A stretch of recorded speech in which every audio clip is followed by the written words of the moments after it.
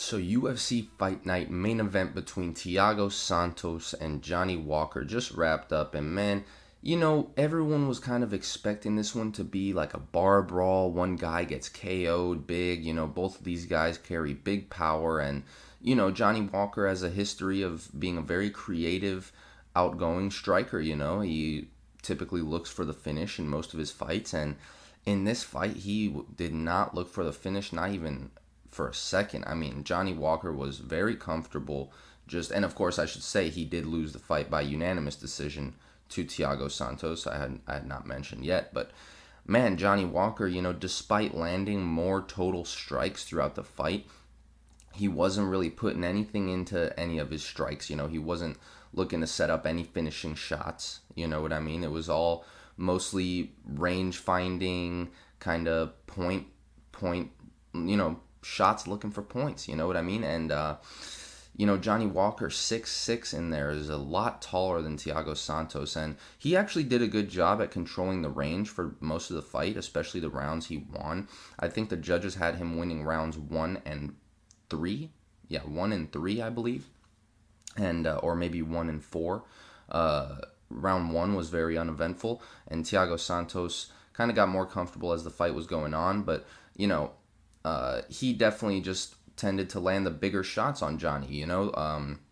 Like I said, Johnny was really not putting anything into most of his shots, and I was very confused by the corner work of his coach, John Kavanagh, same coach as Conor McGregor. And man, John Kavanagh was telling him he was doing a great job and to just continue doing what he's doing and all this kind of stuff. And he was losing the fight, and he wasn't doing a great job, and it wasn't clear who was winning. So I thought that was pretty poor work from the corner of John Kavanagh, to tell you the honest truth. I mean, I think Johnny Walker should have went into that fifth round looking to really put a seal on the deal. If not get the finish, definitely win the round decisively. And Johnny Walker was, he had a lot of activity, a lot of feints, a lot of movements, but not a whole lot of strikes thrown. He's doing a lot of feints, not capitalizing on them. He's moving around a lot, changing directions, but he's not really, and he even is creating angles, but he's not really acting on all this stuff that he's doing. And it was kind of weird to watch because, you expect kind of, when you've seen Johnny Walker's previous fights, I kind of expected him to come out, not guns blazing, but maybe come out looking for a finish. You know what I mean? And really, he did not look for the finish at all, and he was very composed, like too composed. He did not take any risk. I don't know if it's because he wasn't confident in his defense. That's something Dean Thomas alluded to in the commentary. But, I don't know if it's because he's not confident in his defense, if he thinks he was winning, if he was just trying to listen to John Kavanagh, whatever the case may be. He really was playing it too safe, in my opinion, and, I don't think he let a combination fly that was more than 3 strikes in the combination. And, if he could have followed a lot of those combinations with some follow-up strikes and keep the pressure coming to Thiago, he probably could have got the win. I mean, he took Thiago's biggest shot right on the chin. He was taking body kicks. But ultimately, great work from Thiago. He did what he had to do. I just kind of thought that was Johnny Walker's fight to lose while I was watching it. He seemed like he had the ability to get the win if he really wanted to, and I don't want to say if he really wanted to, because of course he wanted to win, but there must have just been a misjudgment there. Definitely a misjudgment by John Kavanagh. Definitely a misjudgment by John Kavanagh. Whatever he saw and whatever he was telling Johnny is kind of blew my mind, really blew my mind. But that you can't take the blame off of Johnny and put it on John Kavanagh.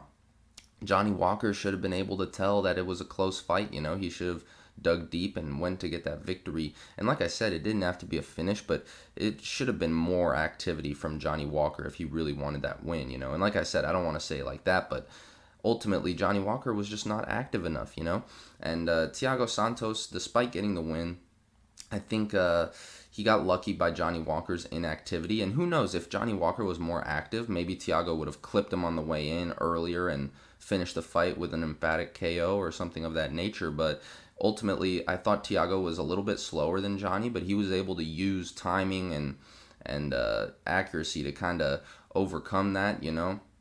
But ultimately, I think if Thiago did go against some of the who do you call out? Alexander Rakic for a rematch, or Yuri Prohaska. I think Prohaska might be a tough matchup for Thiago just because Prohaska's speed, and that's kind of how I expected Johnny Walker to approach this fight, a similar way Prohaska would, very unconventional, very, taking a lot of risk looking for the finish and putting a lot of power into these shots looking for the finish. That's what Prohaska did against Dominic Reyes. That's kind of what I expected from Johnny Walker here against Thiago Santos, but it did not happen. And ultimately, I think that's kind of what makes Johnny Walker so special, is kind of the creativity and the looking for the finish. You know what I mean? Of course, it's not the safest way to fight, taking risk, looking for finishes. But look at a guy like Michael Venom Page. I think they have a very similar style.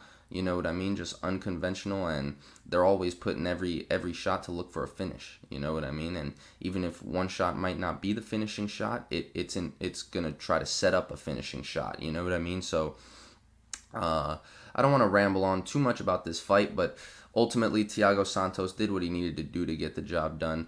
I'm surprised I even found this much to talk about in that fight, because it was not the most eventful fight. But like I said, there was a couple rounds where there was more exchanges, but out of a 25-minute fight, there was definitely a lot of lulls in the action. And like I said, both guys not exactly taking the most risk to look for the finish. Although Thiago was definitely putting a lot more power into his shots, hoping to knock out Johnny, I think, but definitely did enough to get the decision as well. So, good fight from Thiago. I don't know if either of these guys could really contend with the top 5 right now. They can definitely contend, but I don't know if they would beat any of the top 5 light heavyweights. But let me know what you guys think. Who do you think should be next for Thiago Santos if he fights Yuri Prohaska? Who do you think will win that one?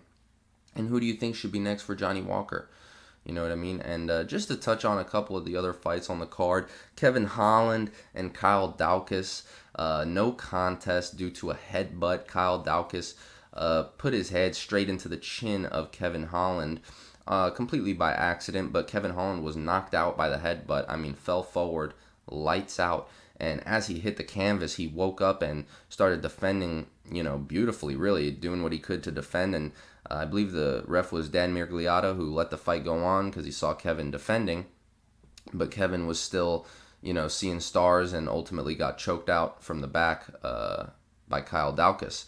But, like I said, the headbutt caused this fight to be ruled a no contest, and rightfully so. The finish would have never happened on Kevin Holland at that time if it wasn't for the headbutt. So maybe they'll run it back, maybe they won't, but either way, it was a fun fight while it lasted, and both guys showed that, they're definitely among the top 15 to 20 middleweights in the world, probably, or at least in the UFC. So good stuff from both guys, good stuff from Daukaus, good stuff from Holland, and maybe they'll run it back, and if they do, let me know what you guys think. Who do you think will win that one? All right. And then Niko Price winning a unanimous decision against Alex Oliveira. This also wasn't the craziest fight. A lot of people expected this one to also be kind of like a barn burner. It really wasn't. There was a lot of ground control time, and Niko Price ultimately just doing enough to eke out the victory, by unanimous decision. So I don't want to make it seem like he barely did enough, but there just isn't too much to talk about in this one. I thought there would be a little bit more. I also wanted to touch on Alex Hernandez winning via big KO in the first round. So we'll see if he has the potential to kind of climb up the rankings at 155 and potentially beat some of the guys like he has before, like he's beat Beneil Dariush and guys like this. We'll see. Maybe he has the potential to go back up and beat, some of the better lightweights in the world, And that was just some of the fights on the card I wanted to touch on. There wasn't too many crazy fights on this card. But if you like this video, leave a like. Thank you very much for watching. Subscribe for more videos like this one every week. And thank you very much for watching.